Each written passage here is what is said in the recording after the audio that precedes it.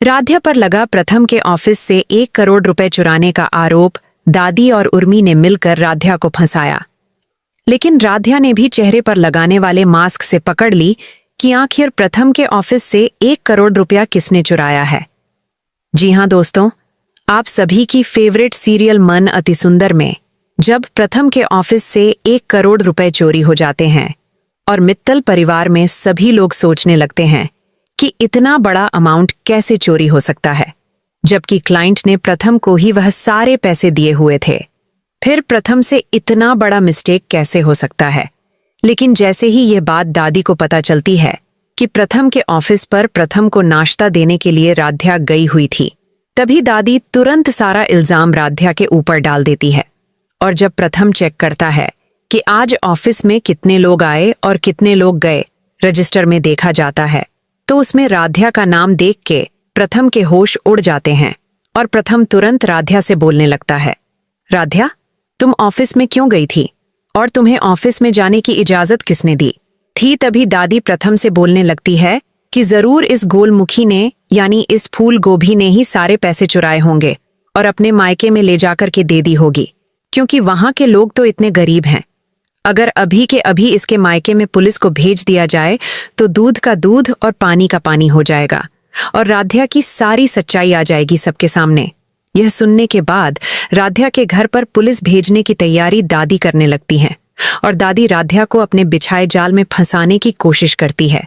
लेकिन राध्या सभी लोगों से हाथ जोड़ के माफी मांगने लगती है और बोलती है, मैंने ऐसा कुछ भी नहीं किया है और ना ही मैं अपने मायके गई थी।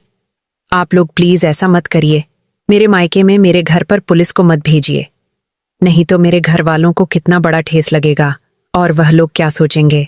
तभी तुरंत दादी राध्या के भाई सोनू पर सारा ब्लेम डालने लगती हैं और यह बोलने लगती है कि तब राध्या का भाई सोनू ही इस पैसे को चुराया होगा। यह बात सुनकर राध्या का होश ही उड़ जाता है।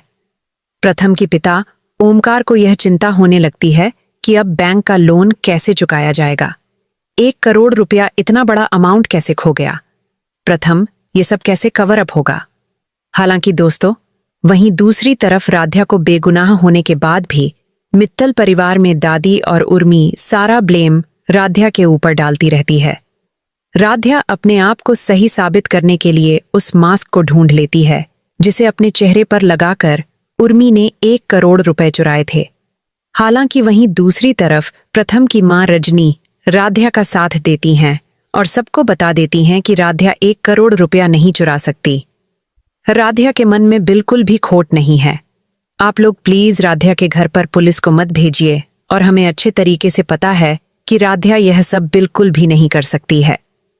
अभी समय है पुलिस को बुला के अच्छे तरीके से छानबीन करवाए, क्योंकि इतनी बड़ी रकम अगर ऑफिस से गायब हुई है तो यह सब किसने किया है, उसका जांच पड़ताल करने का काम पुलिस को है। हम सभी को यह काम पुलिस के ऊपर छोड़ देना चाहिए और पुलिस आके सही चोर को पकड़ेगी। हमें बिना सोचे समझे राध्या पर इतना बड़ा ब्लेम नहीं लगाना चाहिए। और वहीं दूसरी तरफ जैसे ही मित्तल परिवार में पुलिस आती है, वह सभी लोगों का तलाशी लेना शुरू करती है और पूछताछ करने लगती है। तभी पुलिस का शक उर्मी के ऊपर चला जाता है, क्योंकि उर्मी भी ऑफिस में गई हुई थी और जब ऑफिस का सीसीटीवी फुटेज चेक किया जाता है तभी वहां पर उर्मी का सच आ जाता है सबके सामने। क्योंकि जैसे ही उर्मी ऑफिस में से पैसे से भरा सूटकेस उठा के वहां से निकल रही होती है, वैसे ही उसका फोटो सीसीटीवी कैमरे में कैद हो गया होता है। और यह सब देखने के बाद सभी के पैरों तले जमीन खिसक जाती है। सभी लोग यह सोचने लगते हैं कि उर्मी को ऐसी क्या जरूरत पड़ गई थी इस पैसे की उसे ऑफिस में बिना बताए इतना बड़ा चोरी करना पड़ा। और जब दादी को यह बात पता चलती है कि प्रथम के ऑफिस से 1 करोड़ रुपए उर्मी ने चुराए हैं तो दादी के पैरों तले जमीन खिसक जाता है और दादी यह सोचने लगती है कि उर्मी इतना गिरा हुआ हरकत कैसे कर सकती है। और उसको अब मैं क्या बोलूं, मैं तो इस राध्या के ऊपर सारा इल्जाम लगाने वाली थी, तभी ये सब हो गया। अब मैं राध्या के सामने अपना कौन सा चेहरा लेकर के जाऊंगी। और वहीं दूसरी तरफ रजनी भी राध्या को बोल देती है, राध्या, तुम्हारी कोई गलती नहीं है। जब हमारे घर में ही चोर बैठे हुए हैं तो हम दूसरों को क्यों बोले, और अच्छा हुआ कि तुम्हारे घर पर हम लोगों ने पुलिस नहीं भेजा। हालांकि रजनी जाकर के प्रथम से बोल देती है कि प्रथम बेटा, तुम्हारी और राध्या की इसमें कोई भी गलती नहीं है। राध्या से जाकर तुम माफी मांगो और राध्या की कोई भी गलती नहीं है। उस दिन राध्या ने तो सारा आटा पीस दिया था। दादी ने ही राध्या को फंसाया है। वहीं दूसरी तरफ ओमकार भी राध्या से माफी मांगने लगते हैं और बोल देते हैं, राध्या, न जाने हमने तुम्हें क्या क्या बोल दिया जाने अनजाने में, उसके लिए हमें माफ कर देना और गलती को भी क्षमा कर देना।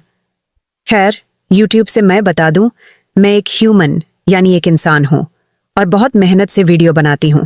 आप सभी का धन्यवाद।